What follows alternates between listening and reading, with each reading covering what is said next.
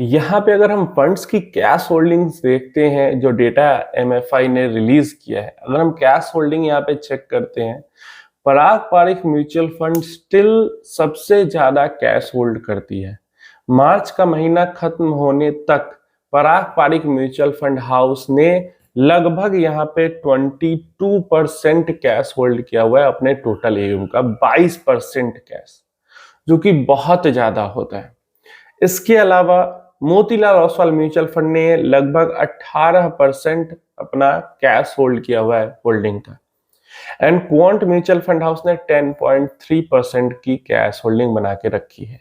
यही मेजर मतलब जो बड़े फंड हाउसेस हैं उनमें से यही 3 फंड हाउस हैं जिन्होंने परसेंटेज के टर्म्स में सबसे ज्यादा कैश होल्ड की हुई है। छोटे छोटे फंड हाउसेस का तो नंबर आपको ज्यादा दिख जाएगा, लेकिन जिनका कम से कम 1 लाख करोड़ के आसपास का है टोटल एयूएम, उनकी बात हम कर रहे हैं। और ये 20% या 18% ये सब इतना ज्यादा इसलिए है कि देखो, जितना ज्यादा कैश होल्ड हम करते हैं उतना ज्यादा वो हमारे लिए डबल एज्ड स्वॉर्ड की तरह काम करती है, दो धारी तलवार। क्यों? क्योंकि जब मार्केट गिर रहा है और हमने कैश होल्ड किया हुआ है, तब तो हमारा फंड कम गिरेगा मार्केट से। क्यों? क्योंकि इक्विटी के अंदर इन्वेस्टमेंट कम है, कैश लेके बैठे हुए हैं। क्या 100 रुपए में से 80 रुपए तो इक्विटी के अंदर 20 रुपए कैश है, तो 80 रुपए में ही गिरावट होगी। लेकिन वही जब मार्केट का ट्रेंड रिवर्स होता है, मार्केट जब ऊपर की तरफ जाती है और उस टाइम पे अगर मिस कर जाए अपॉर्चुनिटी को ये फंड हाउसेस पैसा डिप्लॉय करने में, पैसा डालने में, कैश में ही बैठे रह जाए, तो फिर गेन भी कम होगा। क्यों? क्योंकि पूरा इन्वेस्टेड तो है नहीं इक्विटी के अंदर, कैश लेके बैठे हुए हैं। तो इसीलिए कैश ज्यादा होल्ड करना डबल एज्ड स्वॉर्ड की तरफ काम करती है।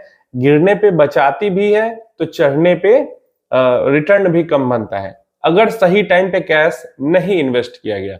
वही गिरने के टाइम पे कैश ज्यादा होल्ड की हुई है और मार्केट जब रिवर्स कर रहा है, वापस उठने वाला है, उसे जस्ट पहले आपने कैश डिप्लॉय कर दिया, तब फिर सोने पे सुहागा चांदी, चांदी वाली चीज हो जाएगी। तो वो मार्केट को टाइमिंग करने जैसी चीज होती है, जो कि बहुत मुश्किल है। तो यहाँ पे बड़े फंड हाउसेस में से ये 3 फंड हाउस हैं जिन्होंने काफी ज्यादा अभी कैश होल्ड करके रखा हुआ है। तो मतलब आगे अगर मार्केट कंसोलिडेट होता है या और नीचे की तरफ जाता है, तो इनके पास ज्यादा अपॉर्चुनिटी हो सकती है अगर पैसा सही टाइम पे डालते हैं। तो आप अपनी राय बताना, क्या इनका इतना ज्यादा कैश होल्ड करना सही है?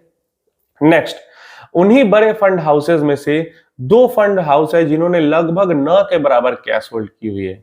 बड़े फंड हाउस में से Mirae asset mutual fund and Kotak Mahindra mutual fund, इन दोनों ने लगभग न के बराबर कैश होल्ड की हुई है।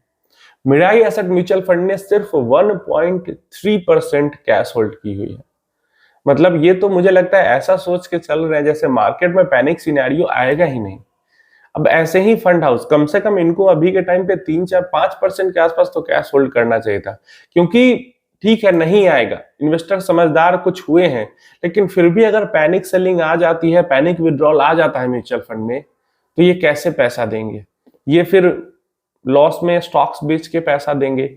इसीलिए थोड़ा सा कम से कम 3-4-5% तक तो कैश होल्डिंग, 3% के आसपास म्यूचुअल फंड्स विड्रॉल को कैटर करने के लिए कैश होल्डिंग रखती है। लेकिन यहाँ पे कोटक म्यूचुअल फंड ने और मिराई सेट ने बहुत कम कर लिया है। Mirae set 1.3% and Kotak 2.5%। मैंने ये लोग मान के बैठे हुए कि मार्केट के अंदर पैनिक क्रिएट नहीं होगा। आप अपनी राय बताना इसके बारे में। अब हम बात करते हैं यहाँ पे ऐसे सिनारियों में भी जैसे मार्केट के अंदर तो हो रही है गिरावट, मंथ ऑन मंथ तो मार्केट गिर ही रहा है, ऐसे में भी कुछ फंड हाउसेस है जिनका एयूएम अच्छी तरीके से ग्रो कर रहा है। और एयूएम ग्रो करने का मतलब है, देखो एयूएम 2 तरीके से ग्रो होता है। या तो 1 रुपया भी म्यूचुअल फंड के पास ना आए, मार्केट ऊपर जाए तो एयूएम बढ़ेगा, या तो मार्केट नीचे भी जाए और बहुत ज्यादा इनफ्लो आ रहा है तो एयूएम बढ़ेगा। ये 2 तरीके से बढ़ता है। तो अभी के टाइम पे मार्च में थोड़ी बहुत बढ़ोतरी तो हुई है, लेकिन एयूएम का ज्यादा बढ़ने का मतलब है कि इनफ्लो अच्छा खासा इनके पास आ रहा है। जो इन्वेस्टर है वो इन फंड हाउसेस पे बड़ा फंड हाउस होने के बावजूद भरोसा दिखा रहे हैं। जैसे सबसे पहला हमारे पास आता है निप्पॉन इंडिया म्यूचुअल फंड, जिसका लगभग 10% एयूएम बढ़ गया है मंथ ऑन मंथ में, 10% बढ़ गया है। इसके बाद हमारे पास एक्सिस म्यूचुअल फंड आ जाता है, 8.3% बढ़ा है इनका।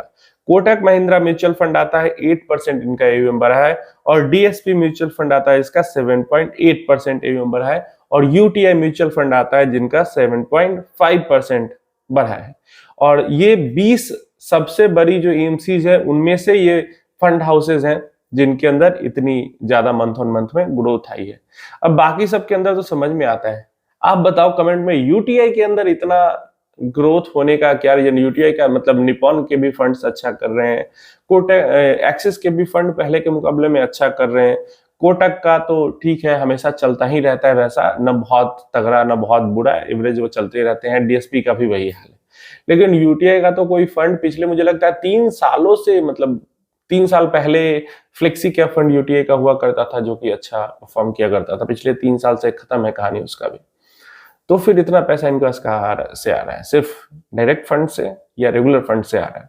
आप कमेंट बताओ आपको क्या लगता है और आपकी क्या राय है इन सब के बारे में।